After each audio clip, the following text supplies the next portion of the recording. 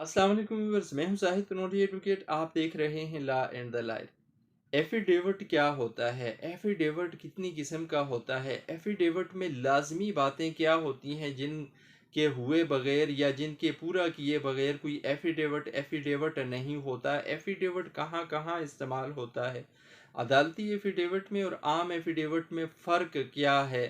और क्या अगर कोई शख्स झूठा एफिडेविट कहीं दे देता है, ऐसे शख्स के खिलाफ कोई कानूनी कार्रवाई हो सकती है या नहीं? ये हैं वो सवालात जिनको जानने की कोशिश करेंगे आज की इस वीडियो में हम। व्यूअर्स, एफिडेविट का लफ्ज़ लातीनी ज़बान की लफ्ज़ एफिडेयर से निकला है।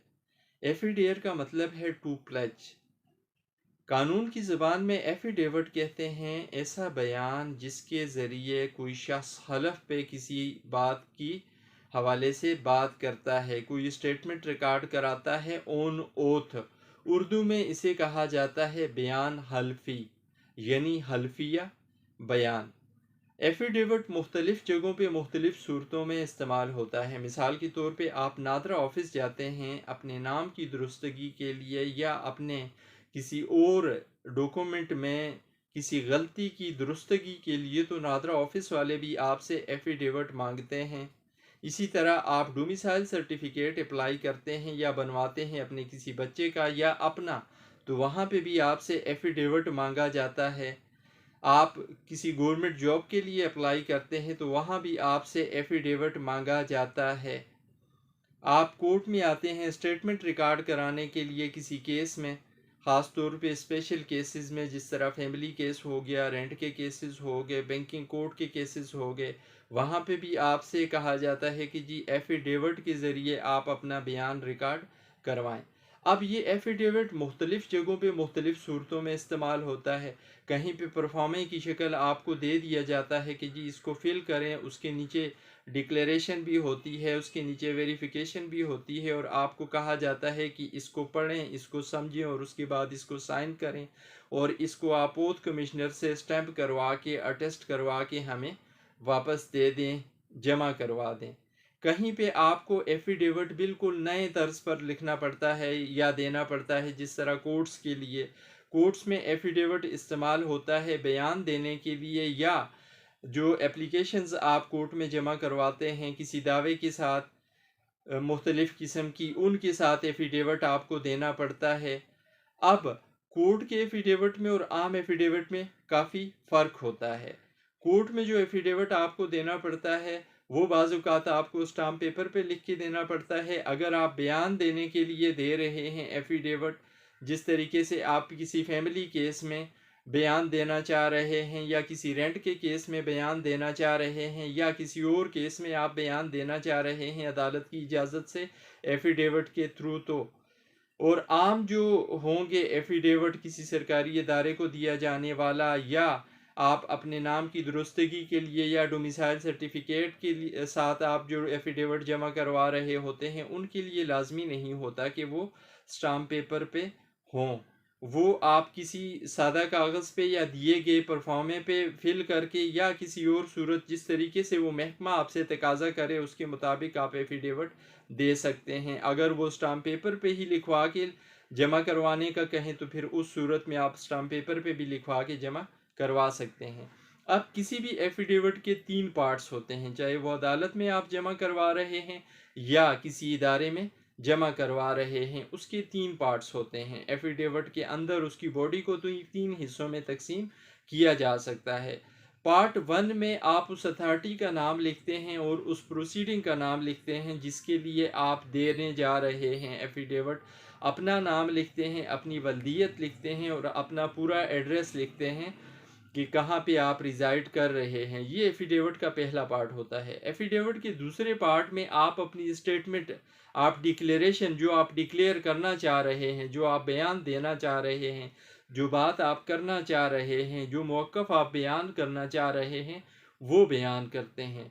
और एफिडेविट का जो तीसरा पोर्शन होता है या तीसरा पार्ट होता है, उसमें आप वेरीफाई करते हैं, यानी जो बयान आपने कबल अज़ीं दिया ऊपर वाले पोर्शन में, सेकंड पोर्शन में एफिडेविट के, वो बयान दुरुस्त है, उसमें आपने कोई कंसीलमेंट नहीं की, कोई गलत बयानी नहीं की, कोई बात छुपाई नहीं है उस अथॉरिटी से जिसके सामने आप बयान देने जा रहे हैं, जिसके सामने आप अपना मौक़िफ़ ऑन ओथ देने जा रहे हैं। यहाँ पे आप इसको साइन करेंगे और आप अपना थंब इम्प्रेशन लगाएंगे और फिर इसको आप अटेस्ट करवाएंगे ओथ कमिश्नर से, जो भी अथराइज्ड ऑफिसर होगा इस मामले में कानून की नज़र में या कानून के मुताबिक, उससे आप इसको करवाएंगे स्टैम्प। ज़्यादातर ओथ कमिश्नर या नोटरी पब्लिक ही इसको अटेस्ट करके देते हैं, उनसे आप करवाएंगे इसको अटेस्ट और फिर आप जमा करवा देंगे। अदालत में बयान के लिए जो जमा होने वाला एफिडेविट होता है उस को वैलिड तब समझा जाता है कानून की ज़ुबान में या कानून की नज़र में, जब उस पर मुखालिफ फरीक सवाल जवाब करते हैं, यानी क्रॉस एग्जामिनेशन करते हैं। जो बयान के लिए जमा कराया गया एफिडेविट होता है वो किसी पार्टी के हुकूक को मुतासर कर रहा होता है और आप किसी पार्टी के हुकूक को तहफ़्फ़ुज़ दे रहे होते हैं, किसी के मौक़िफ़ की तायीद में आए होते हैं एफिडेविट देने। इसलिए कानून ये कहता है कि ऐसे एफिडेविट की क्रेडिबिलिटी चेक होनी चाहिए, और इस क्रेडिबिलिटी को चेक करने के लिए कि ये एफिडेविट देने वाला शख्स जो कह रहा है, जो बयान दे रहा है, ये सही है या गलत, इसको जांचने के लिए, इसको जानने के लिए फिर मुखालिफ फरीक को कहा जाता है कि वो सवाल जवाब करे। अब अगर कोई शख्स गलत झूठा एफिडेविट देता है, चाहे वो अदालत में देता है या किसी इदारे में देता है, इस सूरत में उस शख्स के खिलाफ कानूनी कार्रवाई हो सकती है। कौन कर सकता है? एक वो इदारा कर सकता है, वो कोर्ट कर सकती है जिसमें एफिडेविट इस तरीके का दिया गया।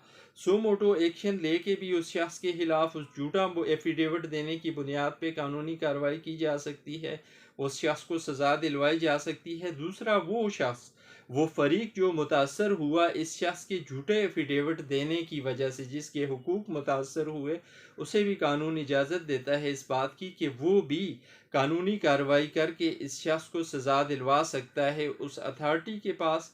या अगर इस शख्स ने कोई इतना ब्लंडर किस्म का एफिडेविट दिया है, झूठ गढ़ा है, बेबुनियाद किस्म का एफिडेविट दिया है, तो फिर इसके खिलाफ एफआईआर भी कटवा सकता है वो शख्स। लेकिन बेहतर ये होगा कि उसी अथॉरिटी के पास जिसके सामने ये झूठा मौक़िफ़ दिया गया है, झूठा एफिडेविट दिया गया है, उसके पास ये एप्लीकेशन मूव करके उस शख्स के खिलाफ, झूठे शख्स के खिलाफ, झूठा बयान हल्फी देने वाले शख्स के खिलाफ कानूनी कार्रवाई की जाए, कराई जाए।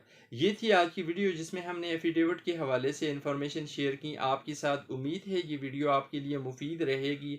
आखिर में गुजारिश, अगर आप चैनल पर नए हैं, आपने चैनल सब्सक्राइब नहीं किया हुआ, तो मेरी हौसला अफजाई के लिए और इस तरह की मालूमाती वीडियोज़ की नोटिफिकेशन मज़ीद वसूल करने के लिए चैनल सब्सक्राइब करें, वीडियो लाइक करें, बेल आइकन प्रेस करें, ताकि अवेयरनेस के हवाले से हर नई आने वाली वीडियो का नोटिफिकेशन आप तक पर वक्त पहुंच सके। ज़िंदगी रही फिर बात होगी। थैंक्स। अल्लाह हाफिज़।